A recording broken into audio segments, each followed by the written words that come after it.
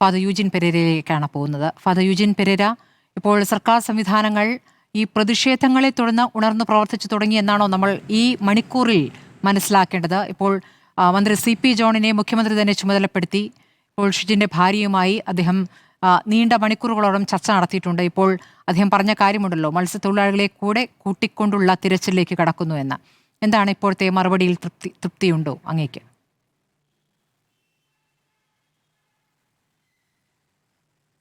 അല്ല, ഈ മത്സ്യത്തൊഴിലാളികൾക്ക് അവരുടെ ജീവിതം പുലർത്താനായിട്ട് ഏറ്റവും അധികം മത്സ്യം ലഭിക്കുന്ന കാലമാണ് വർഷകാലം. പക്ഷേ ആ വർഷകാലം കുറേ നാളുകളായി വലിയ ദുരന്തകാലമായി മാറിക്കൊണ്ടിരിക്കുകയാണ്. ഇത്തരം ദുരന്തങ്ങൾ വളരെ ജാഗ്രതയോടുകൂടി, ഇന്ന് സാങ്കേതിക വിദ്യ വളരെ വികസിച്ചു. 2017 ഓഖി സമയത്തും 2018 ജലപ്രളയ സമയത്തും ഞങ്ങളൊക്കെ ആവശ്യപ്പെട്ടതാണ്, കേരളത്തിൽ ഇത്തരം ദുരന്തങ്ങൾ ഉണ്ടാകുമ്പോൾ ആ ദുരന്തമുഖത്ത് മുന്നറിയിപ്പുകൾ നൽകാൻ, കാലാവസ്ഥ മാറ്റത്തിൻ്റെ മുന്നറിയിപ്പുകൾ നൽകാനായിട്ട് വിദഗ്ധമായ സാങ്കേതിക വിദ്യ ഉപയോഗിക്കണമെന്ന്. പക്ഷേ ഇതൊക്കെ ഇങ്ങനെ കേട്ട് മറന്നു പോകുന്ന ഒരു സ്ഥിതിയാണ് ഇന്നുമുള്ളത്. ഇപ്രാവശ്യവും ഈ പറഞ്ഞിരിക്കുന്ന കൊല്ലത്തും തിരുവനന്തപുരത്തുമൊക്കെ ജീവൻ പൊലിയുന്ന അപകടമുണ്ടായപ്പോഴും ആ സന്ദർഭത്തിൽ കൃത്യമായി കാലാവസ്ഥാ മുന്നറിയിപ്പ് ഉണ്ടാകാനുള്ള സംവിധാനം ഉണ്ടായില്ല. അതുപോലെ തന്നെ രക്ഷാപ്രവർത്തനത്തിന് ഞങ്ങൾ ജൂൺ മാസം 10-ാം തീയതി ബഹുമാന്യനായ കേരളത്തിൻ്റെ ഫിഷറീസ് വകുപ്പ് മന്ത്രിക്ക് നേരിട്ട് പോയിരുന്ന് രേഖാമൂലം നൽകിയ തുണ്ട് കൊടുത്തിട്ടാണ് ഞങ്ങൾ പറഞ്ഞത്, ഈ മുതലപ്പുഴയിൽ പ്രത്യേകിച്ച് രക്ഷാപ്രവർത്തനത്തിനുള്ള സംവിധാനങ്ങൾ ക്രമപ്പെടുത്തണം. ആ മുതലപ്പുഴ വലിയ അപകടസ്ഥിതിയിലാണ് നിൽക്കുന്നത്. അതിനോട് ആദ്യം ആവശ്യപ്പെട്ടത് ആവശ്യത്തിന് ലൈറ്റുകൾ അവിടെ ഇടണമെന്നാണ്. ഇരുണ്ട് കിടക്കുകയാണ്. അക്കാര്യത്തിൽ ഒരു നടപടി ഉണ്ടായില്ല. രണ്ടാമത് ഞങ്ങൾ ആവശ്യപ്പെട്ടത്, അവിടെ അപകടങ്ങൾ ഉണ്ടാവുകയാണെങ്കിൽ ആ അപകടങ്ങളിൽ നിന്ന് മത്സ്യത്തൊഴിലാളികളെ രക്ഷിക്കാനായിട്ട് കാര്യശേഷിയുള്ള നൈപുണ്യമുള്ള മുങ്ങൽ വിദഗ്ധരെ ഒരു കൊച്ചു ടീമിനെങ്കിലും ചുമതലപ്പെടുത്തണമെന്ന് ആവശ്യപ്പെട്ടിരുന്നു. ഒപ്പം രക്ഷാപ്രവർത്തനത്തിന് വേണ്ടി ബോട്ടുകളും സൗകര്യങ്ങളും ഒക്കെ ഉണ്ടാകണമെന്ന് പറഞ്ഞു. ഈ അപകടമുണ്ടായ സന്ദർഭത്തിൽ ഇവരാരും ഈ രംഗത്തുണ്ടായിരുന്നില്ല എന്നുള്ളതാണ് വളരെ ഖേദകരം.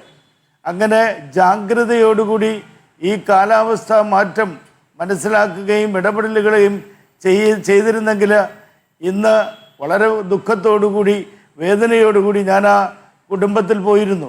ആ അമ്മയും മക്കളെയും ഒക്കെ കണ്ടിരുന്നു. ആ കുടുംബത്തിൻ്റെ അന്നദാതാവാണ് ഈ കടലിൽ മറഞ്ഞുപോയ ഷിജിൻ. അങ്ങനെ ഒരു കുടുംബം അനാഥമായി തീരുകയാണ്. ഇത്തരം സാഹചര്യങ്ങൾ കണ്ടുകൊണ്ട് തന്നെയാണ് ഭരണാധികാരികളോട് ഇക്കാര്യത്തിൽ അല്പം ജാഗ്രതയും ഗൗരവവും കാണിക്കണമെന്ന് ആവശ്യപ്പെട്ടത്. പക്ഷേ ഞങ്ങളെയൊക്കെ വളരെ ദുഃഖിപ്പിച്ചുകൊണ്ട്, വേദനിപ്പിച്ചുകൊണ്ട് ഇന്നും നമ്മുടെ കേരളത്തിൽ കൊല്ലത്തും തിരുവനന്തപുരത്തും 3 മത്സ്യത്തൊഴിലാളികൾ മരണപ്പെട്ട് അവരുടെ മൃതദേഹം പോലും തിരിച്ചു കിട്ടാത്തൊരു സ്ഥിതിയാണ്. ഞാൻ ഇക്കാര്യത്തിലൊക്കെ കാണിക്കുന്ന അനാസ്ഥ പരിശോധിക്കുമ്പോൾ ഈ മുതലപ്പുഴ സംബന്ധിച്ച് 2022 കേരള സർക്കാർ പൂന CWPRS ഏജൻസിയെ ഈ മുതലപ്പുഴയുടെ അപാകതകൾ പഠിക്കാനും അത് പരിഹരിക്കാനുള്ള നിർദ്ദേശം നൽകി അതിൻ്റെ ഒരു ഓർഡർ ഇറക്കിയിരുന്നു. ഈ CWPRS 2024 അവർ റിപ്പോർട്ട് പുറത്തു കൊണ്ടുവന്നു. ഞാൻ ആ റിപ്പോർട്ട് ആവശ്യപ്പെട്ട് ഇപ്പോഴും തരുന്നില്ല. ഇത് ആരെ സംരക്ഷിക്കാനാണ്? ഇതിനകത്ത് ചില വെള്ളാനകൾ അതിനകത്ത് പ്രവർത്തിക്കുന്നുണ്ട്. അങ്ങനെ ഈ റിപ്പോർട്ട് പൂഴ്ത്തിവെക്കുകയും ചില നടപടികൾ ഇപ്പോൾ നടന്നു വരികയാണ് മുതലപ്പുഴയിൽ. ആ നടപടി തന്നെ വലിയ അപകടകരമാകുന്ന അവസ്ഥയിലാണ് നിൽക്കുന്നത്. ഇപ്പോൾ നിർമ്മിച്ചു കൊണ്ടിരിക്കുന്ന ആ പുലിമുട്ടിൻ്റെ അറ്റത്ത് അവിടെ കടലടിക്കുകയാണ്. അപ്പോൾ സുരക്ഷിതമായി മത്സ്യത്തൊഴിലാളികൾക്ക് കടലിൽ പോകാൻ സാധിക്കത്തില്ല. അതുപോലെ തന്നെ അതിൻ്റെ കടലിൽ മണ്ണ് അടിഞ്ഞു കിടക്കുകയാണ്. ഏകദേശം 1 മീറ്ററും 1.5 മീറ്ററും പോലും ആഴമില്ല. അങ്ങനെയാണെങ്കിൽ ഈ കടൽക്ഷോഭ സമയത്ത്, പ്രത്യേകിച്ച് നല്ല വർഷകാലത്ത് വള്ളങ്ങൾക്ക് കടലിൽ സുരക്ഷിതമായി പോകാൻ സാധിക്കുന്ന സാഹചര്യവും സൗകര്യവും ഉണ്ടാക്കാത്ത സ്ഥിതിയാണ് നമ്മൾ കാണുന്നത്. ഇക്കാര്യത്തിലൊക്കെ വലിയ അനാസ്ഥയും അതുപോലെ തന്നെ ഈ അപകടം സംഭവിച്ചതിന് ശേഷം രക്ഷാപ്രവർത്തനങ്ങൾക്ക് വിദഗ്ധരായ മുങ്ങൽ വിദഗ്ധരെ അവിടെ നിയോഗിക്കണമെന്ന് പറഞ്ഞിട്ടുണ്ട്. കഴിഞ്ഞ ദിവസമൊക്കെ സ്കൂബ ഡൈവിങ്ങുമായി ബന്ധപ്പെട്ട് അവരോടൊക്കെ വളരെ കാരുണ്യമുള്ള മനുഷ്യരാണ് ഞങ്ങൾ. അവരെ ഈ പ്രക്ഷുബ്ധമായ കടലിൽ ഇറങ്ങണമെന്നല്ല, പക്ഷേ കഴിവും ശേഷിയും അതിന് സൗകര്യങ്ങളും ഏർപ്പെടുത്തിക്കൊണ്ട് അവരെ ഈ പറഞ്ഞിരിക്കുന്ന അന്വേഷണത്തിന് ഇറക്കണം. നമുക്കിവിടെ നേവിയുണ്ട്, മറൈൻ എൻഫോഴ്സ്മെൻ്റ് ഉണ്ട്, അതുപോലെ തന്നെ കോസ്റ്റൽ പോലീസുണ്ട്. ഈ സംവിധാനങ്ങളിലൊന്നും വേണ്ടത്ര പരിചയം, കടൽ പരിചയവും അതോടൊപ്പം തന്നെ ഇതുപോലുള്ള പ്രതികൂല സാഹചര്യത്തിൽ രക്ഷാപ്രവർത്തനങ്ങൾ നടത്താനുള്ള ഉദ്യോഗസ്ഥരല്ല ഇരിക്കുന്നത്.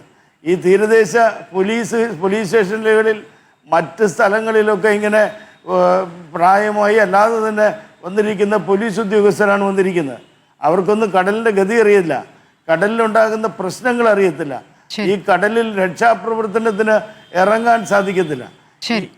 ആ ഒരു വലിയ ഒരു നിഷേധാത്മകമായ സമീപനം ഇന്നിവിടെ മത്സ്യത്തൊഴിലാളികൾ അനുഭവിക്കുകയാണ്.